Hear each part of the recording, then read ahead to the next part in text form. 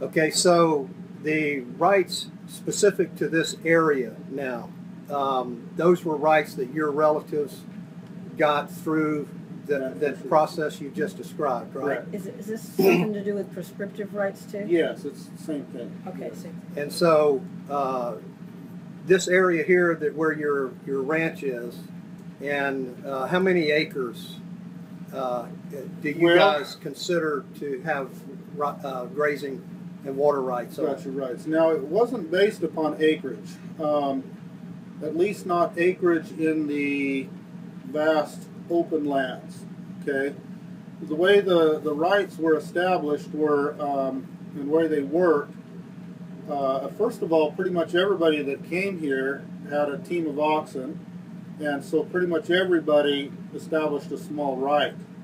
But as time went on, some people developed more rights, by putting more cattle out there, and others backed away from that and kind of got away from the cattle industry. And so there was, first of all, everybody, and then it kind of went down to where there's more and less, and those rights, those who relinquished their rights, in other words, they quit grazing, either they sold to the others who wanted them, or they just simply quit using them, and through non-use, their rights go away. And water rights and grazing rights still kind of work that way. Water rights, if you have to prove up your water rights. In other words, if you're really not using the water, then those rights can be used by someone else. Grazing rights the same way. If your grazing rights not being utilized, if you take all the cattle off your range and you don't use it for so many years, well, then somebody else has the right to come in and acquire those rights by putting them to beneficial use. And so as time went on, fewer and fewer people maintained their rights, and the few that did, their rights grew and became more and more. Now, the rights that we have here on our ranch, we acquired through purchase and or inheritance from several of those old family names. And so it wasn't just one name. In fact, there's a whole stack. If you want to look at paperwork and old rights, old water rights, it's a whole stack worth. Yeah, that's so these things are all like a negotiable instrument. These rights were written down on paper like a negotiable instrument.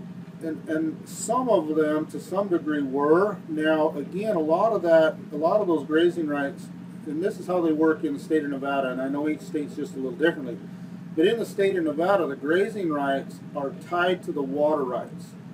Okay, because if we own a spring, if we've filed for the rights to use the water on this certain spring, well, that's, the ground's not farmable. And besides, there's not enough acreage to farm ground with that little bit of water. So the only use you can get of that water is if the cow drinks it and then goes and eats grass, eats the feed. So the feed is no good without the cow being able to drink, and the water's no good unless the cow eats the feed. So they're inseparably connected. The other way the grazing rights are connected to a rancher is the rancher is supposed to have a base property. So, right here on our farm is our base property. And the idea there is that we should have enough base property to, say, put all our cattle here and take care of them for 1 month out of the year. Now, that doesn't mean we have to, but it means that we should be able to. Right. Okay. Let me back up just a second here. So you have 2 parcels here that are 80 acres each, right? So that's your base. That's our base property. Base property, or your ranch or farm, whatever you want to call it. That's right. And that's yeah. So in other words, for a person to have a range right, he has to have a base property, and he also has to own the water rights that are in the area. And so, was the base property? Did you inherit the base property, or was it purchased? My grandfather, Dave Bundy, purchased this property. Okay, both 80-acre parcels. That's right. Okay. Yes. And along with it, it came the water rights. Again, obviously the grazing rights Well, on your actually, property. the grazing rights didn't necessarily come with this. I think some of them came with this base property. This property here, I believe, belonged to a family name by the name of Darling before we purchased it. And Darling's also had some mining interest up on the mountain. There's an old mine up there called Darling Mine.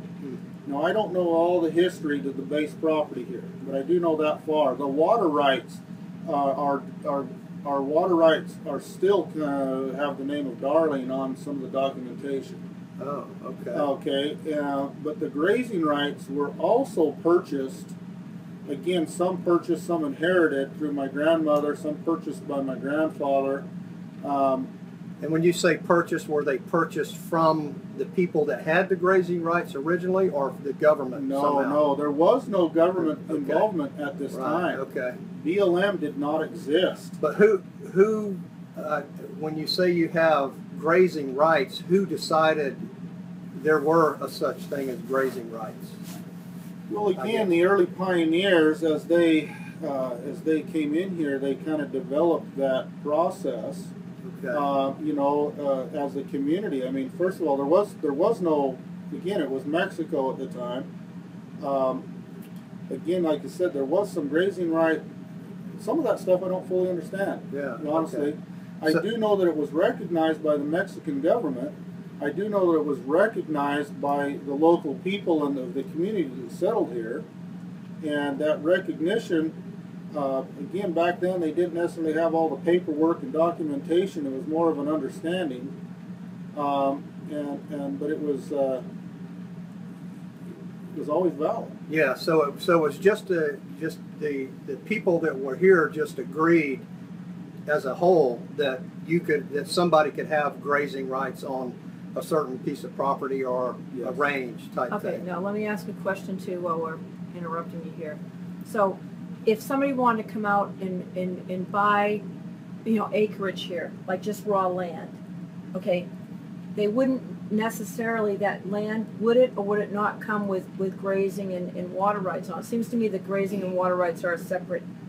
They are a separate thing. Okay. You know, I mean, there might be certain places you can purchase that have them included, but they're kind of a separate thing. But you could certainly on your own property that you purchase, like your 280-acre parcels here, you can graze and water all you want, right? Well, you don't of course, have to have, that's private property. Right, You can do right. whatever you want on private property. Right. But so the grazing rights only pertains to the unappropriated land is one way to put that. Okay. Now, on some private property, some people do not have water rights or mineral rights. So, with yours, does your private property here come with those rights, the water Yes, and the mineral rights on them? Yes. Okay. And does the river flow through your property? The or river just- does flow through our property.